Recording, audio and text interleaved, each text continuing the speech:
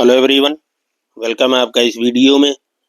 आज का हमारा क्वेश्चन है find the value of integration e to the power x upon 1 plus e to the power x into 2 plus e to the power x dx। Okay, तो चलिए इसको solve करते हैं। Solution यहाँ पे देखिए, हम e to the power x को t सपोज करेंगे। Okay, let e to the power x this is equal t।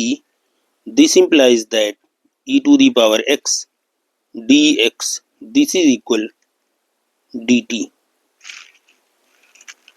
okay, therefore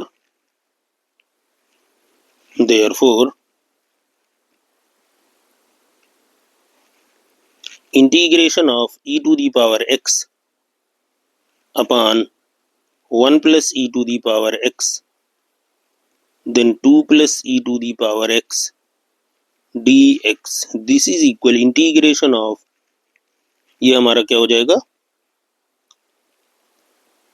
e to the power x dx हमारा क्या हो जाएगा dt। ठीक है, dt हम यहाँ लिख देते हैं, इसको 1 अपान कर देते हैं और ये हो गया 1 प्लस टी और ये 2 प्लस टी। ओके, ठीक है। अब हम क्या करेंगे, इसको सॉल्व करेंगे। ठीक है, और हम इसको कहते हैं दिस इज इक्वल टू आई से। ओके, नाउ आई को अब हम सॉल्व करेंगे। ओके, नाउ इंटीग्रेशन, अब हम इसको कहेंगे let again 1 upon 1 plus T 2 plus T this is equal, यहाँ पे हम पार्शियल फ्रैक्शन मेथड यूज करेंगे। क्या होता है, देखिए जब इस तरह की सिचुएशन होती है तो a upon 1 plus T plus b upon 2 plus T. Okay, now this implies that ये हो गया 1 upon 1 plus T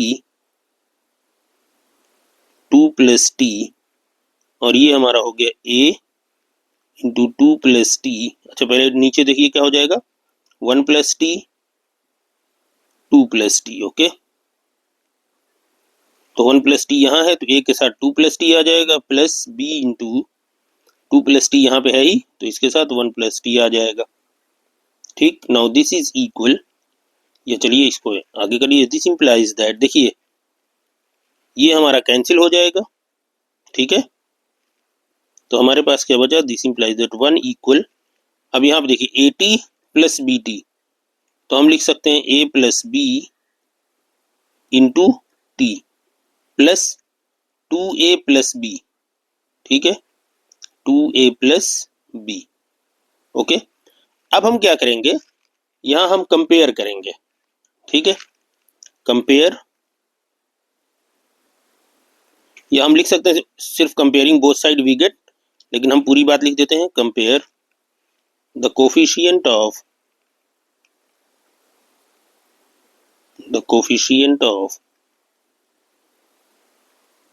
like powers of x। Okay, यहाँ x नहीं है, हमारा t है, तो यहाँ हम t कह देंगे, we get। ठीक है,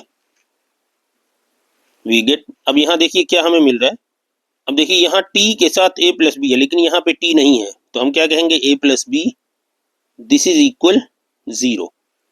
और देखिए ये कांस्टेंट हमारा इधर कांस्टेंट 1 है, तो हमारा हो गया 2a plus B this is equal 1। इसको इक्वेशन 1 कह दीजिए, इसको हम इक्वेशन 2 बोल देंगे। ओके, और यहाँ पे इक्वेशन 1 और 2 से जब आप यहीं पे डायरेक्ट देख लें, तो यहाँ माइनस करें अगर, तो देखिए ये हमारा b कैंसिल आउट हो जाएगा, ये सिंपल मैथमेटिक्स है।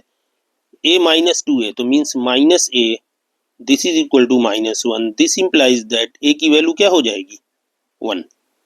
देखिए a की वैल्यू 1 आ गई, और नाउ फ्रॉम इक्वेशन 1 इक्वेशन 1 से हमें क्या मिल जाएगा, a plus B means 1 plus B this is equal 0। This implies that b is equal to minus 1। तो देखिए a और b की हमें वैल्यू मिल गई, तो यहाँ पे अब हम पुट करेंगे। ओके, तो देखिए हमारा क्या हो गया 1 प्लस टी और 2 plus T is equal to, ये हो गया। तो अब हम यहाँ इसको इंटीग्रेशन को आई जो हमने सपोज किया है इसको हम सॉल्व करेंगे। ओके, देयरफॉर ये नाउ इंटीग्रेशन ऑफ जो भी लिखे, देयरफॉर इंटीग्रेशन ऑफ, या इसको आप ऐसे लिख लें, integration of E to the power X upon 1 plus E to the power X then 2 plus E to the power X dx। इसको जो आपने बनाया था इसको क्या क्या कहा था आपने, इसको आपने कहा था 1 upon 1 plus T 2 plus T, या सिंपल लिख दीजिए आई इक्वल लिख सकते हैं, ठीक है, dt।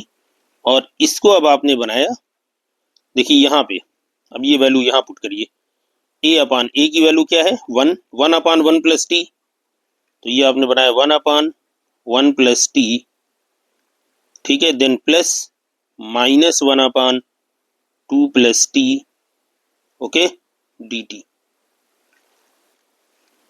ठीक है यहाँ तक। अब इसी को आपको सिंप्लीफाई कर देना, आपको आंसर मिल जाएगा। अब देखिए इसको हम क्या लिख सकते हैं, इधर हम थोड़ा कर लेते हैं, this is equal integration of 1 upon 1 plus T dt, दो पार्ट में ब्रेक कर लीजिए, ये minus sign, integration of 2 plus T dt, okay, integration आप करिए तो ये क्या हो जाएगा log 1 प्लस टी, और ये हो जाएगा minus log 2 plus T, okay. अब जब आप इंटीग्रेशन कर चुके हैं तो इसको आप कर दिए plus constant of integration c, ठीक है। यहाँ पे हम इसको लिख सकते हैं, देखिए log a minus log b, तो हम लिख सकते हैं log a upon b plus c को हम log k मान लेते हैं, c इक्वल log k, ठीक है। यहाँ तक बस आपका आंसर आ गया, यहाँ वैल्यू पुट कर दीजिए, आपको आंसर मिल जाएगा। Now this is equal log of, अब देखिए अगर इसको आप लिखना चाहे k इंटू दिस, ये क्या है हमारा लॉग ऑफ, इसको थोड़ा सा इधर हम कर लें, इसी लाइन में हम आंसर लिख लें, this equal to log of k into 1 plus T upon 2 plus T, ठीक है। Now this is equal, final answer आपको मिल गया log of k 1 plus E to the power X upon 2 plus E to the power X, ठीक है। बस यही आपका फाइनल आंसर हो गया, okay, this is your final answer,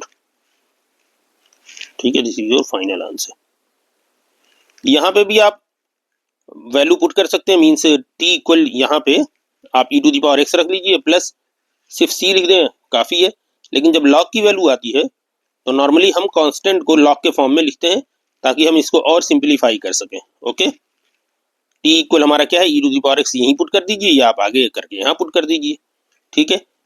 तो हम log c जो हमारा कांस्टेंट ऑफ इंटीग्रेशन है, यहाँ पे आप लिख लेंगे वेयर, साइड में आप लिख सकते हैं यहाँ पे वेयर